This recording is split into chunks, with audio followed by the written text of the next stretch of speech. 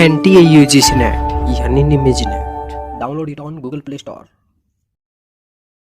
Subscribe कीजिए हमारे YouTube channel को और दबाइए बेल आइकन ताकि आप पास के हमारी आने वाली वीडियो बढ़े आसानी से। हेलो नमस्कार दोस्तों, मेरा नाम रोहतास निमी है और आप सभी का स्वागत है हमारे YouTube चैनल निमिज नेट पर।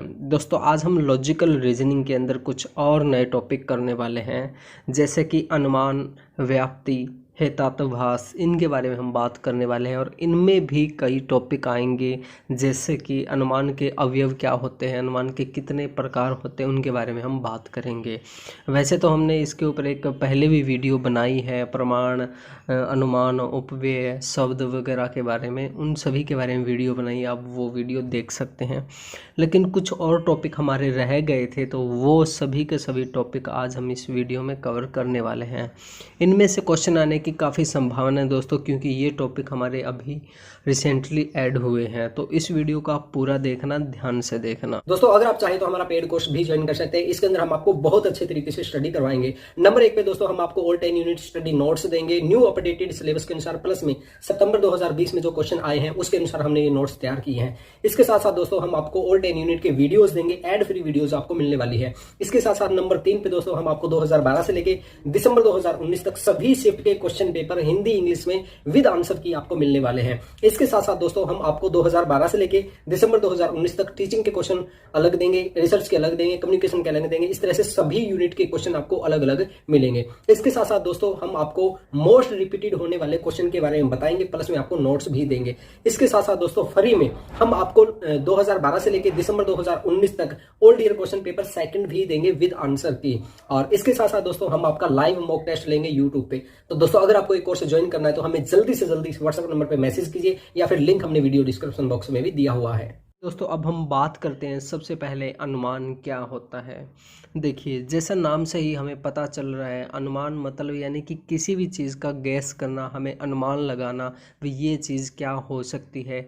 अनुमान लगा के किसी फाइनल रिजल्ट पे जाना, ये कहलाता है अनुमान या इन्फरेंस कहलाता है।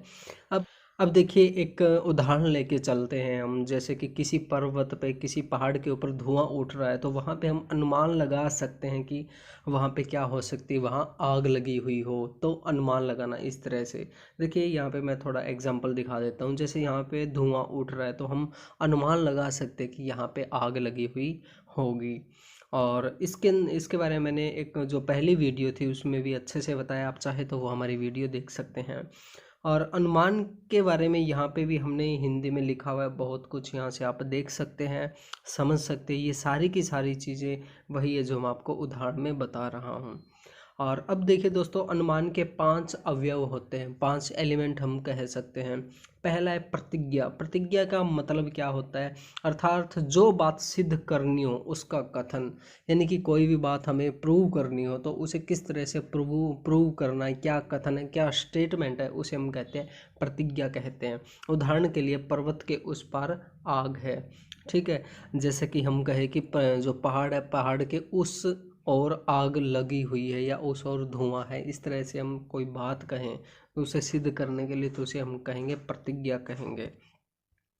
और उसके बाद आता है दोस्तों हेतु। अब देखिए हेतु में क्या होता है, क्यों ऐसा अनुमान किया जाता है, इसका कारण, यानी कि हम जैसे अनुमान लगा रहे हैं कि वहाँ पे आग लगी हुई है, तो आग लगी हुई है ये अनुमान लगा रहे, क्यों लगा रहे हैं, इसका क्या रीज़न है, तो उसे हम कहेंगे हेतु। यानी कि उदाहरण के लिए देखें, क्योंकि वहाँ पर धुआं है, वहाँ पे आग क्यों है, क्योंकि वहाँ पे धुआं है, रीज़न हम दे रहे हैं, तो उसे हम क्या कहेंगे, हेतु कहेंगे। उसके बाद है उदाहरण। उदाहरण जैसे कि, उदाहरण का मतलब उदाहरण, एग्जाम्पल, जैसे कि जहाँ जहाँ धुआं होता है वहाँ वहाँ आग होती है। जैसे चूल्हे में जहाँ जहाँ आग नहीं होती वहाँ वहाँ धुआं नहीं हो सकता। तो ये चीज़ें, यानी कि हमने एक चीज़ समझी तो हम क्या कहेंगे, हम उदाहरण देंगे। अगर हमने कोई चीज़ अच्छे से समझ ली, उसका दूसरी जगह पे फिर उदाहरण देंगे। जैसे कि यहाँ पे हमने प्रूव कर लिया भाई, धुएं से जहाँ जहाँ धुआं होता है वहाँ वहाँ आग हो सकती है, तो फिर आगे भी अगर हम कहीं पे धुआं देखें तो हम ये कहेंगे कि यहाँ आग हो सकती है। अब आगे है दोस्तों उपनय। उपनय के अंदर क्या होता है दोस्तों, इसके अंदर जैसे उदाहरण में हम देखें यहाँ भी धुआं मौजूद है, तो इसका मतलब क्या है, यहाँ भी आग हो सकती है। अगर हमें उसी तरह की कंडीशन कहीं और पे दिखाई दे तो वैसे ही सिचुएशन और वही रिजल्ट आ सकता है। इसका मतलब ये होता है। फिर है निगमन। निगमन का मतलब ये होता है दोस्तों, हाँ हम देखिए छोटी छोटी चीज़ें लेके चलते हैं, छोटी छोटी चीज़ें लेके चलते हैं और उसके बाद में जो रिजल्ट निकलता है, फाइनल डिसीजन जो निकलता है, उसे हम कहते हैं निगमन कहते हैं। तो यानी कि इससे हमें क्या सिद्ध हो गया? यह सिद्ध हो गया कि पर्वत के उस पार आग जल रही है। पहले हमने धुआं देखा, धुएं से फिर एक दो और लोगों को बताया और वो सभी लोग वहाँ जाके फिर देखने गए और वहाँ से हमें पता चल गया कि हाँ रियल में आग जल रही है। तो इससे क्या सिद्ध हो गया कि जहाँ धुआं होता है वहाँ पे आग होती है, ये हम कह सकते हैं। तो इसे हम निगमन कहेंगे। अब आगे आता है दोस्तों हमारे पास अनुमान के भेद। अनुमान के भेद क्या है? इसके अंदर मुख्य रूप से जैसे पूर्वत, पूर्वत एक दिया है, इसका क्या मतलब होता है? कारण से कार्य अनुमान, जैसे कि मेघ से भावी वृष्टि का। इसका मतलब क्या है दोस्तों? पूर्वत यानी कि पहले से ही अंदाज़ा लगाना, कोई काम होने से पहले उसके बारे में अंदाज़ा लगाना कि क्या होने वाला है। जैसे कि मान के चलते हैं हमारे जब बारिश होती है, बारिश होने से पहले पूरे घने बादल छा जाते हैं, काले बादल छा जाते हैं, तो उसे हम क्या कहते हैं कि आज बारिश होने वाली है। तो उसे हम क्या कहते हैं? पूर्वत, यानी कि पहले ही अनुमान लगाना उसके बारे में। शेषवत। अब देखिए शेषवत का मतलब क्या होता है? इसके अंदर ये होता है कि जैसे नाम से ही पता चल रहा है, शेष यानी कि कुछ बचने के बाद जो हम अनुमान लगाए। जैसे कि मान के चलते हैं कि बहुत बारिश होने के बाद बिल्कुल साफ मौसम हो गया, धूप निकल गई, सब कुछ सही मौसम हो गया, तो फिर हम क्या रिजल्ट निकालेंगे? फिर लास्ट में ये रिजल्ट निकालेंगे भाई अब बारिश नहीं होगी। और कई बार हमने देखा हुआ होगा, आपने देखा होगा कि जब धूप होती है, बहुत धूप होती है, लेकिन उसके बावजूद भी बारिश हो जाती है। तो वो हमारा जो अनुमान है वो गलत अनुमान लग जाता है। लेकिन ज़्यादातर हम क्या करते हैं कि जैसे धूप वगैरह निकल गई तो लास्ट के अंदर रिजल्ट यही निकालते हैं भाई अब धूप निकल गई है तो इसका मतलब ये है बारिश नहीं होगी। तो ये होता है शेषवत। और अब आगे दोस्तों हमारे पास सामान्य तो दृष्ट। अब इसका मतलब क्या है? तो क्या होता है दोस्तों, ये जो शब्द है ना, ये सारे के सारे संस्कृत के शब्द से रिलेटेड शब्द है, तो थोड़ा समझने में आपको प्रॉब्लम हो सकती है। ये लैंग्वेज भी आपको समझने में प्रॉब्लम हो सकती है, तो मैं आपको बिल्कुल आसान भाषा में बता रहा हूँ। सामान्य तो दृष्ट का मतलब क्या होता है? जैसे नाम से ही पता चल रहा है, जिसमें हम कंपेयर करें एक चीज़ का दूसरी से चीज़ के साथ कंपेयर करके हम बता दें कि ये होने वाला है। ठीक है, जैसे कि हम मान के चलते हैं कि हम किसी बच्चे ने देख लिया भाई शाम के टाइम में जो सूरज है उस तरफ जा रहा है और जाके वो छिप गया, यानी कि सूर्यास्त हो गया, इवनिंग हो गई। तो अगले दिन जब बच्चा देखेगा कि हाँ सूरज वहाँ पे जा रहा है, दूसरी तरफ जा रहा है, पश्चिम की तरफ जा रहा है, तो इसका मतलब ये कि अब अंधेरा होने वाला है। यानी कि एक उसने कल जो सिचुएशन देखी उस सिचुएशन का फिर अगले दिन कंपेयर करें तो उसे हम क्या कहेंगे? सामान्य तो दृष्ट, यानी कि एक समान सिचुएशन का कंपेयर करना किसी दूसरी चीज़ के साथ, तो उसे हम कहेंगे सामान्य तो दृष्ट। और अब हम आगे देखते हैं दोस्तों व्याप्ति। देखिए व्याप्ति का मतलब क्या होता है, मैं इसके अंदर आपको बताऊं। व्याप्त और व्याप्ति दो तरह की चीज़ें यहाँ पे है। देखिए मैं आपको बिल्कुल आसान भाषा में समझाने की कोशिश करूँगा। आप चाहे तो यहाँ पे हिंदी में पढ़ सकते हैं, लेकिन ये हिंदी लैंग्वेज है, थोड़ी टफ हो सकती है, आपको ये भी समझ में ना आए। तो चलिए अब हम इसके बारे में बिल्कुल आसानी से समझने की कोशिश करते हैं।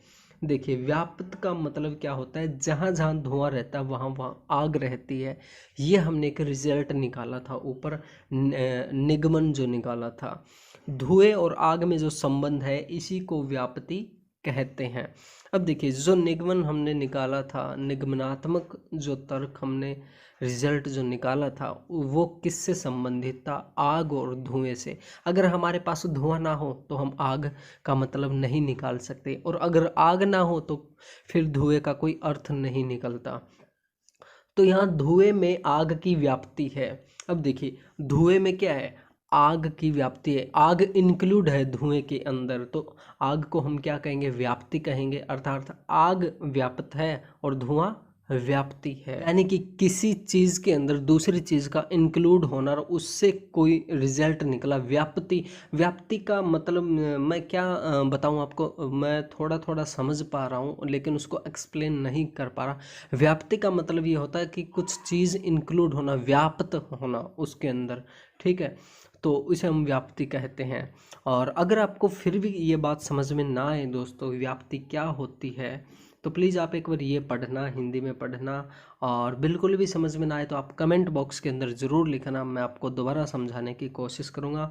आप हमसे व्हाट्सअप नंबर पे कांटेक्ट कर सकते हैं, नीचे स्क्रीन पे लिखा हुआ है, तो वहाँ पे भी आप हमसे सवाल जवाब कर सकते हैं। हम आपको जवाब देने की पूरी कोशिश करेंगे। देखिए दोस्तों, अब हम बात करते हैं हेतात्वभास की। देखिए इसके नाम से ही हमें पता चल रहा है, अगर इसके नाम को हम डिवाइड करें, तोड़े, संधि करें, तो देखिए हेतात्वभास दो शब्दों से मिलकर बना है, हेतु प्लस में आभास, ठीक है। हेतु का मतलब होता है किसी चीज़ का होना और आभास का मतलब है उसका ना होना। अब देखिए इसका मैं पूरा मतलब समझाने की कोशिश करता हूँ। देखिए काफ़ी बार हमारी ज़िंदगी में ऐसा होता है कि हमें लगता है कि ये चीज़ ऐसी होगी और हमें पूरा विश्वास होता है कि ये ऐसा ही होगा, ये काम होगा, ये चीज़ होगी, ये ऐसी ही होगी, लेकिन बाद में जाके हमें पता चलता है कि नहीं, ये ऐसी नहीं है, इसका रीज़न कुछ और है। और यही एग्जाम्पल हमारा उसी के ऊपर बैठ रहा है, जैसे कि मैंने बताया था कि एक पर्वत है, पर्वत के दूसरी तरफ धुआं उठ रहा है, तो हम ये सोच सकते हैं कि वहाँ पे आग लगी हुई हो और हम सभी मान के चले कि हाँ वहाँ तो आग है, पता नहीं क्या होगा, ये होगा वो होगा, बहुत सारी चीज़ें हम अपने मन के अंदर कर लेते हैं, लेकिन बाद में जाके पता चलता है वहाँ पे आग नहीं लगी हुई, वहाँ पे तो कुछ आर्टिफिशियल वर्क चल रहा है या कुछ और काम हो रहा है, इसलिए वहाँ पे ज़्यादा धुआं है, लेकिन वहाँ पे आग नहीं है। यानी कि हमने, हेतु का मतलब यानी कि वहाँ पे हमने कुछ ऐसे चीज़ देखी जिनसे हमें ये लग रहा हो कि वहाँ पे आग है, यानी कि चीज़ के मतलब, यानी कि वहाँ पे हमने धुआं देखा, एक एविडेंस देखा कि धुआं है, तो उस वजह से आग हो सकती है। लेकिन फिर क्या हुआ, आभास हुआ, उस जो आग है वो आग नहीं है, उसका हमें आभास हो गया, उसकी कमी हमें नज़र आई, तो इसे हम कहेंगे हेतात्वभास कहेंगे, ठीक है। तो दोस्तों इनमें से जो क्वेश्चन आएंगे वो सिंपल बेसिक क्वेश्चन आने की संभावना है, क्योंकि ये जो है भारतीय दर्शन शास्त्र हमारा मेन सब्जेक्ट नहीं है, ये बेसिक है हमारे पेपर फर्स्ट के अंदर, तो क्वेश्चन भी बेसिक आने की संभावना है, इतना ज़्यादा डीपली इसमें से नहीं पूछा जाएगा, ये हम उम्मीद करते हैं। और दोस्तों अगर आपको हमारी ये वीडियो अच्छी लगी तो इस वीडियो को लाइक कीजिए, शेयर कीजिए, कमेंट कीजिए, और दोस्तों अगर आपने अभी तक हमारा चैनल सब्सक्राइब नहीं किया तो प्लीज़ हमारे चैनल को सब्सक्राइब कर लीजिए और घंटी का बटन ज़रूर दबाइए ताकि आप हमारी आने वाली वीडियोज़ को आसानी से देख सकें। थैंक यू दोस्तों।